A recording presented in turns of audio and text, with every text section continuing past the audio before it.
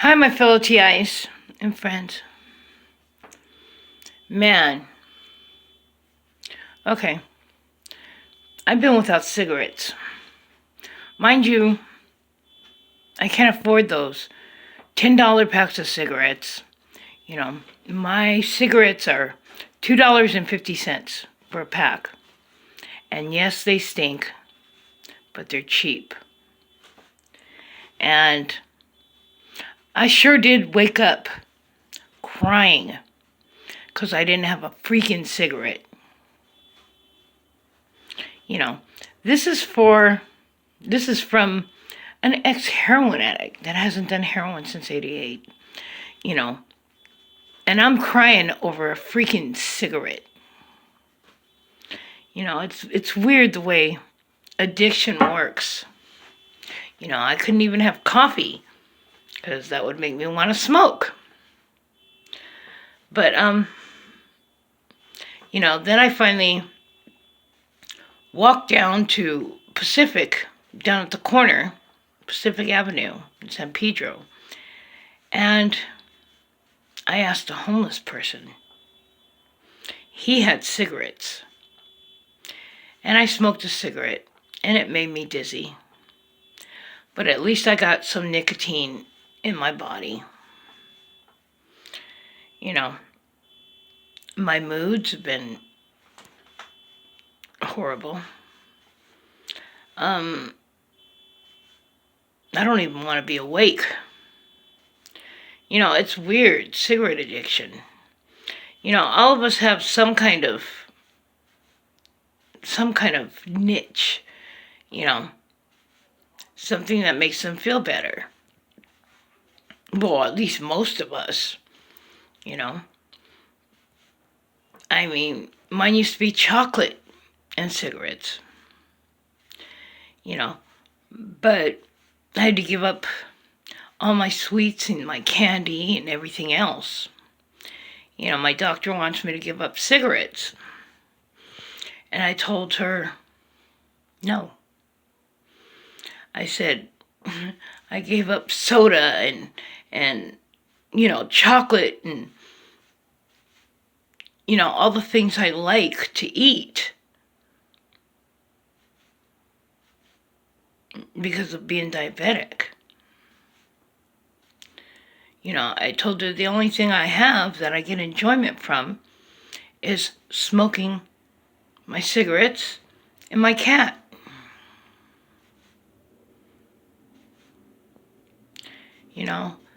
I said, I'm not ready to give up cigarettes. But, yeah, that's about the worst thing I do, is smoke cigarettes, which is nasty, and curse. I don't have sex, I don't do drugs, I can't drink. Even when I didn't know, I would only drink once in a blue moon anyway, so. But still, knowing that I can't drink, it's pretty messed up.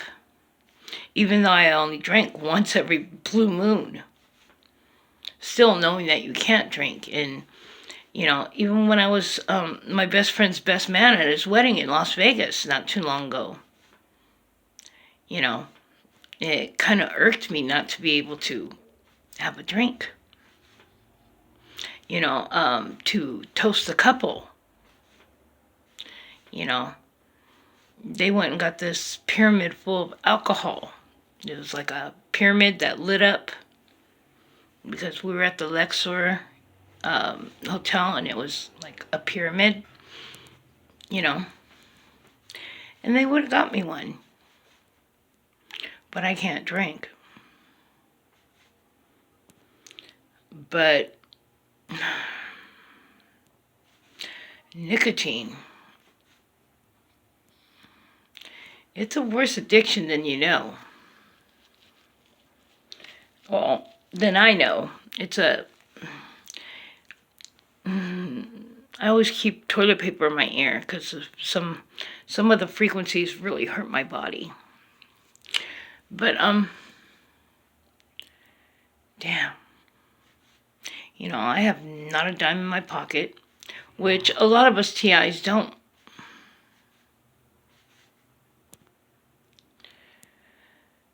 And stupid me, sitting on my bed, I'm thinking, how am I going to get $2.50 for a pack of cigarettes? That's pretty sad when you think about it. Do you get me? But addiction is addiction. Whether it be addiction to a person, whether it be drugs, alcohol, porn, or just nicotine, even caffeine. Addiction is addiction. Some's more frowned upon than others. Some's illegal, some's not.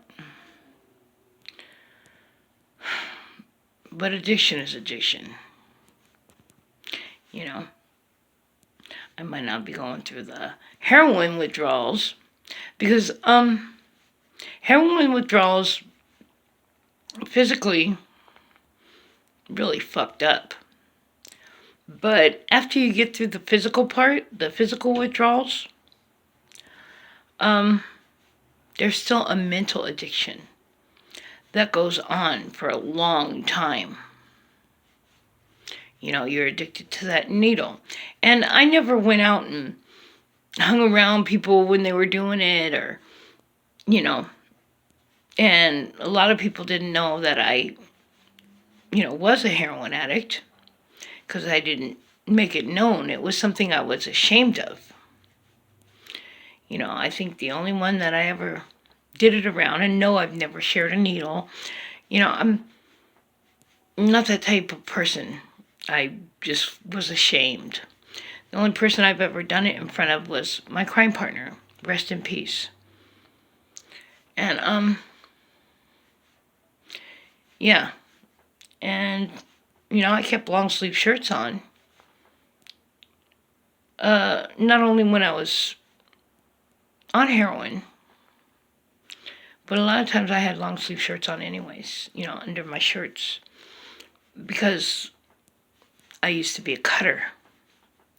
And back then, I'm 52 years old. It wasn't really known about, It didn't start being really public until the emos. Ouch, sorry, I almost dropped my phone. The emos.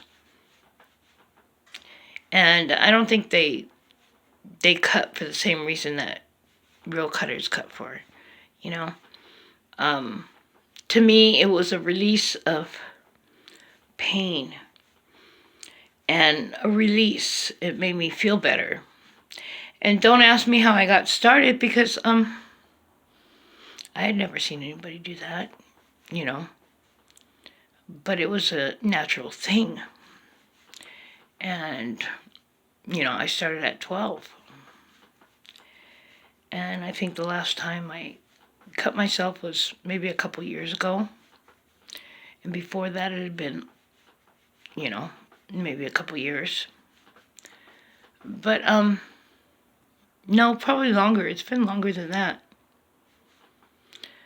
But it's not something that I used to make public. And because it wasn't like a public thing when I was young and stuff, the kids never said anything when they were growing up about, me having slashes on my arm or anything like that. I guess it was in 2004. My baby cousin, who's a grown adult, and the kids, well, one of them was still young, and my son was about 13, 14. So my grown cousin, my baby cousin, he told them. And then they knew. And, I try to tell them, about it's a release, because it's not being suicidal. I've never been suicidal in my life. You know, um, you know, people that are suicidal, cut themselves on their wrists and stuff. Me, I grew up and, you know, well, at first for a long time, do you know how, do you know how, there's a plane, the plane, boss. Um, do you remember how they used to have chemicals and stuff that they took out? They used to have chemicals in the Aqua Rock, the Aquanet hairspray, and all the cholas would have their hairs up to here in M's, you know. Aquanet, they took away a lot of the chemicals. It does not work. I've had my hair feathered before, and I tried it. It does not work. I even tried that glue punk rock spray to put my hair up in M's, and that was like, $15 for a thing. But also the Black Flag used to have more chemicals in it. And also Easy Off. And that's how, back then it had the chemicals in it. That's how I kept people from knowing that I was a cutter. Because, after I cut myself, I take Easy Off and spray it on my arm. And then it would burn and feel like my skin was melting. And I'd wipe it off. And it would leave a burn. And when the burn came off, there was no sign of cutting. But they took the chemicals out. And I don't know if you could see.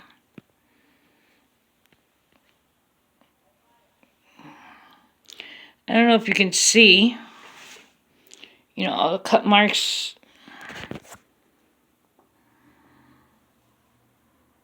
And burn marks and stuff. That's, I don't know if you can see.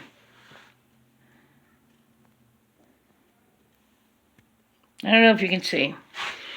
I'll do that on another.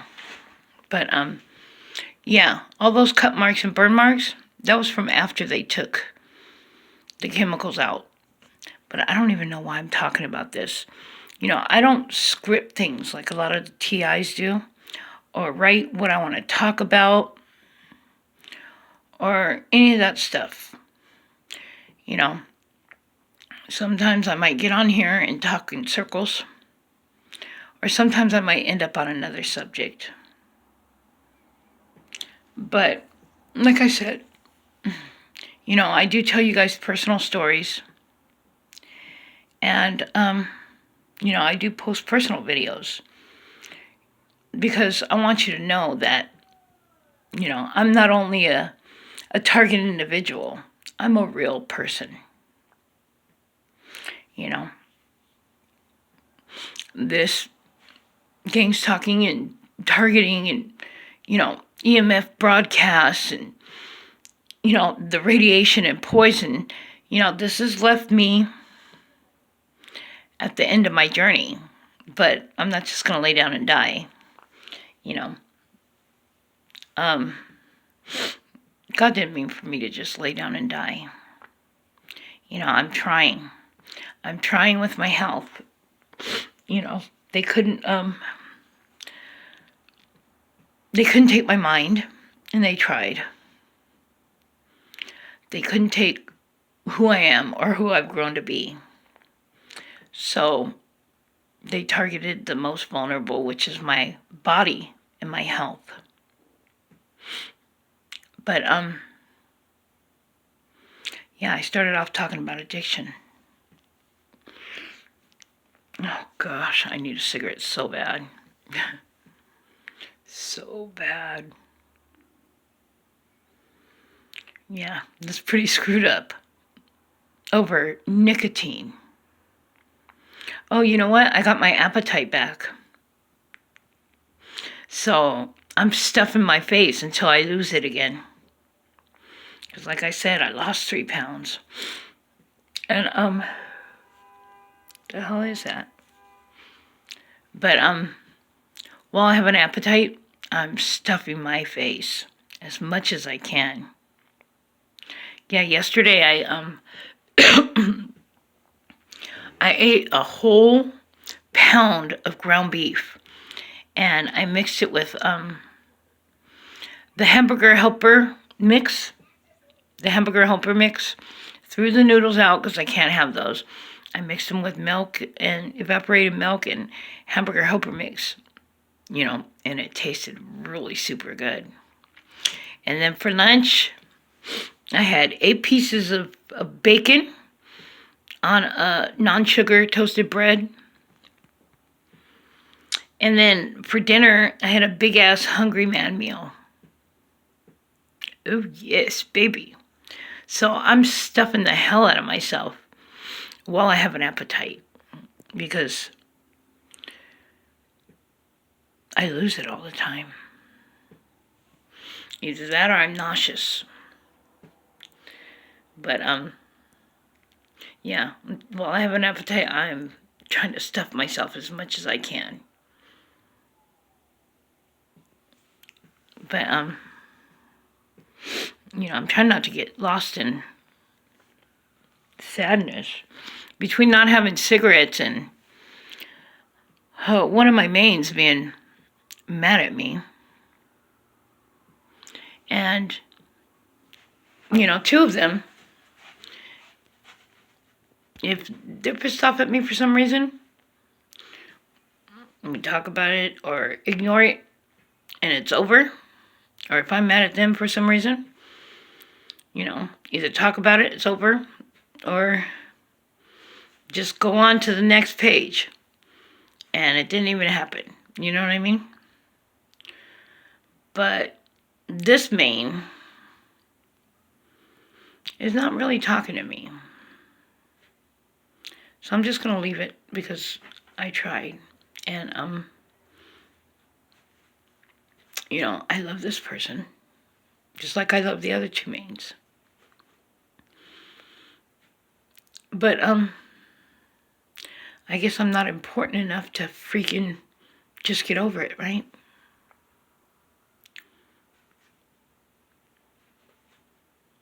I get my feelings hurt a lot.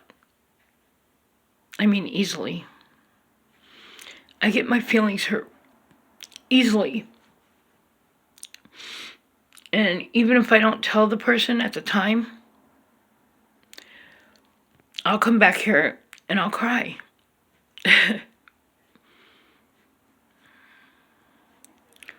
I've been crying for the last couple weeks.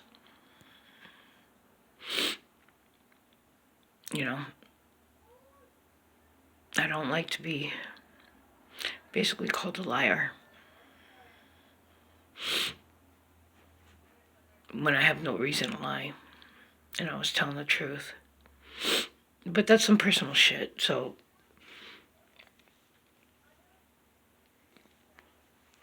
but damn, I need some cigarettes.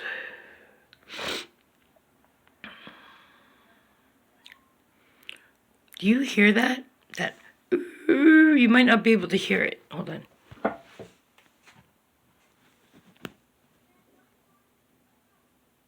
Can you hear that? Because I sure the fuck can. I hope today gets better. Yeah. We'll just put it this way. God willing, today will get better.